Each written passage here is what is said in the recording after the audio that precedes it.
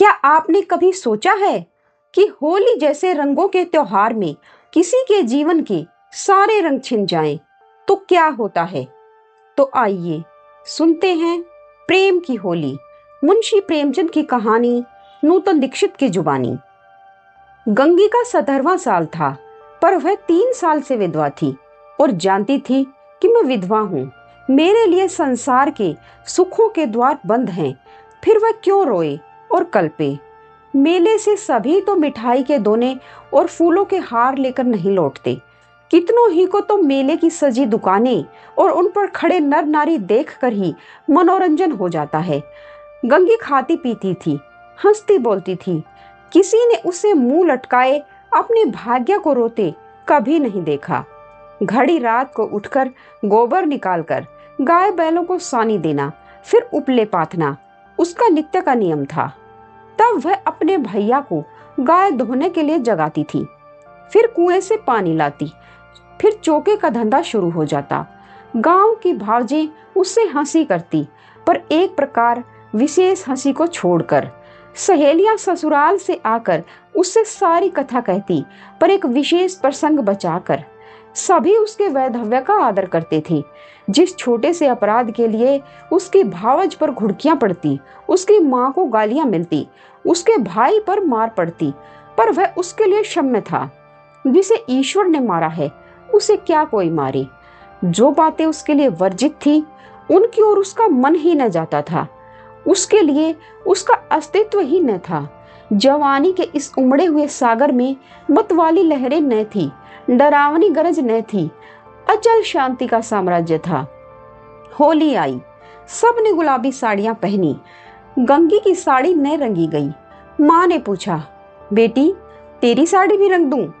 गंगी ने कहा, नहीं अम्मा, यूं ही रहने दो।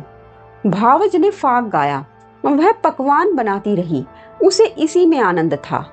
तीसरे पहर दूसरे गांव के लोग होली खेलने आए।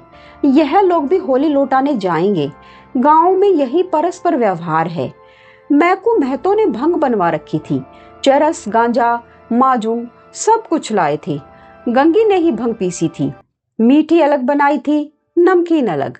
उसका भाई पिलाता था, वह हाथ धुलाती थी।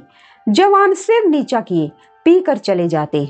बूढ़े गंगी से पूछ लेते, अच्छी तरह हो न बेटी, या चौहल करते, क्यों रे गंगिया, भावज तुझे खाना नहीं देती क्या, जो इतनी दुबली हो गई है? गंगिया हंस कर रह जाती। देह क्या उसके बस की थी, न जाने क्यों वह मोटी हुई थी। भंग पीने के बाद लोग फाग गाने लगे। गंगिया अपनी चौखट पर खड़ी सुन रही थी। एक जवान ठाकुर गा रहा था। कितना अच्छा स्वर था, कैसा मीठा। गंगिया को बड़ा आनंद आ रहा था। माँ ने कई बार पुकारा, सुन जा, वह न गई। एक बार गई भी तो जल्दी से लौट आई। उसका ध्यान उसी गाने पर था। न जाने क्या बात उसे खींचे लेती थी, बांधे लेती थी। जवान ठाकुर भी बार बार गंगिया की ओर देखता और मस्त होकर गाता। उसके साथ वालों को आश्चर्य हो रहा था कि ठाकुर को यह सिद्धि कहाँ से मिल गई। वह लोग विदा हुए तो गंगिया चौखटे पर खड़ी थी। जवान ठाकुर ने भी उसकी ओर देखा और चला गया। गंगिया ने अपने बाप से पूछा, कौन गाता था दादा? मैकू ने कहा, कोठार सिंह के बुद्धू सिंह का लड़का है, गरीब सिंह। बुद्धू रीति रिवाज में आते जाते थे। उनके मरने के बाद अब वही लड़का आने जाने लगा। गंगी, यहाँ तो पहले पहल आया है न बाबा? मैकू, हाँ, और तो कभी देखा नहीं। मिजाज बिल्कुल बाप का सा है और वैसी ही मीठी बोली है। घमंड तो छू भी नहीं गया। बुद्धू के बखार में अनाज रखने को जगह न थी, पर चमार को भी देखते तो पहले हाथ उठाते। वही इसका स्वभाव है। गोरू आ रहे थे। गंगी पघैया लेने भीतर चली गई।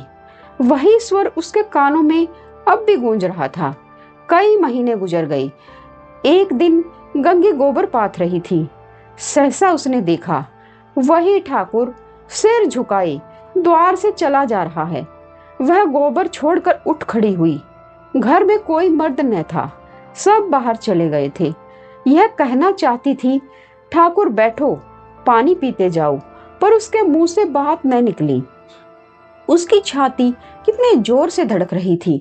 उसे एक विचित्र घबराहट होने लगी। क्या करे, कैसे उसे रोक ले।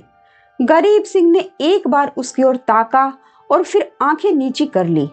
उस दृष्टि में क्या बात थी कि गंगी के रोए खड़े हो गए। वह दौड़ी हुई घर में गई और माँ से बोली, अम्मा, वह ठाकुर जा रहे हैं। गरीब सिंह। माँ ने कहा, किसी काम से आए होंगे। गंगी बाहर गई तो ठाकुर चला गया था। वह फिर गोबर पाथने लगी, पर उपले टूट टूट जाते थे। आप ही आप हाथ बंद हो जाते थे, मगर फिर चौंक कर पाथने लगती, जैसे कहीं दूर से उसके कानों में आवाज आ रही हो। वही दृष्टि आंखों के सामने थी। उसमें क्या जादू था, क्या मोहिनी थी। उसने अपनी मूक भाषा में कुछ कहा। गंगी ने भी कुछ सुना। क्या कहा यह वह नहीं जानती, पर वह दृष्टि उसकी आंखों में बसी हुई थी। रात को लेटी तब भी वही दृष्टि सामने थी। स्वप्न में भी वही दृष्टि दिखाई दी। फिर कई महीने गुजर गए। एक दिन संध्या समय मैकू द्वार पर बैठे सन काट रहे थे और गंगी बैलों को सानी दे रही थी कि सहसा चिल्ला उठी, दादा दादा, ठाकुर। मैकू ने सिर उठाया तो द्वार पर गरीब सिंह चला आ रहा था। राम राम हुआ। मैकू ने पूछा, कहाँ गरीब सिंह, पानी तो पीते जाओ। गरीब आकर एक माची पर बैठ गया। उसका चेहरा उतरा हुआ था। वह कुछ बीमार सा जान पड़ता था। मैकू ने कहा, कुछ बीमार थे क्या? गरीब, नहीं तो दादा। मैकू, कुछ मुंह उतरा हुआ है, क्या सूद ब्याज की चिंता में पड़ गए? गरीब, तुम्हारे जीते जी मुझे क्या चिंता है दादा। मैकू, बाकी दे दी न? गरीब, हाँ दादा, सब बेबाक कर दिया। मैकू ने गंगी से कहा, बेटी जा, कुछ ठाकुर को पानी पीने को ला। भैया हो तो कह देना चिलम दे जाएं। गरीब ने कहा, चिलम रहने दो दादा, मैं नहीं पीता। मैकू, अब की घर ही की तमाकू बनी है, स्वाद तो देखो, पीते तो हो। गरीब, इतना बेअदब न बनाओ दादा, काका के सामने चिलम नहीं छुई, मैं तुमको उन्हीं की जगह देता हूँ। यह कहते कहते उसकी आंखें भर आई। मैकू का हृदय भी गदगद हो उठा।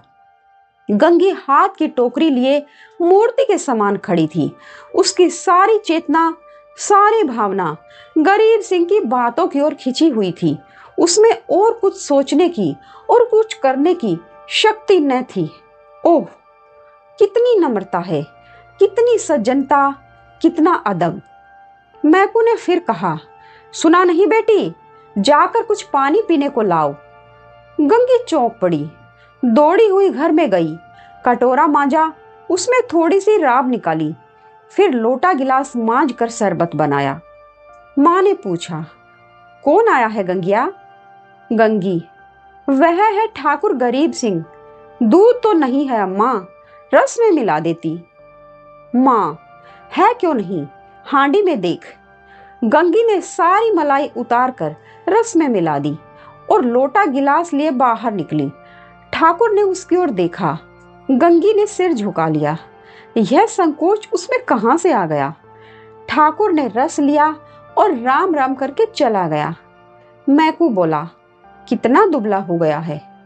गंगी, बीमार है क्या?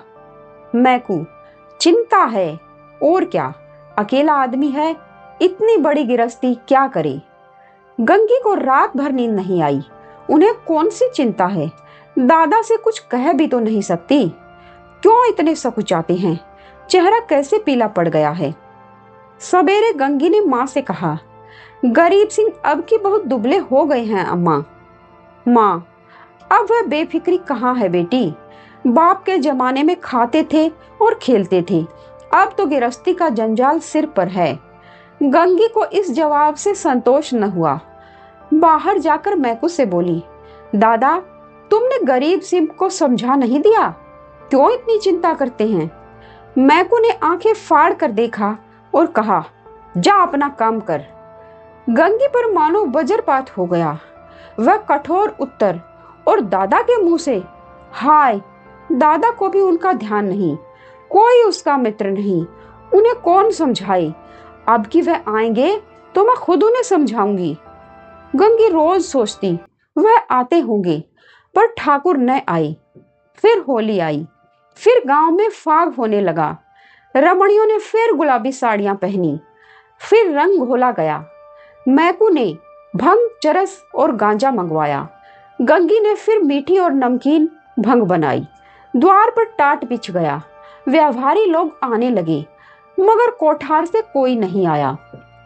शाम हो गई, किसी का पता नहीं।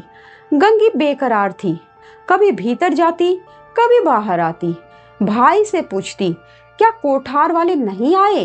भाई कहता, नहीं।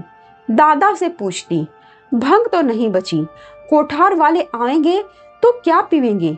दादा कहते, अब क्या रात को आवेंगे?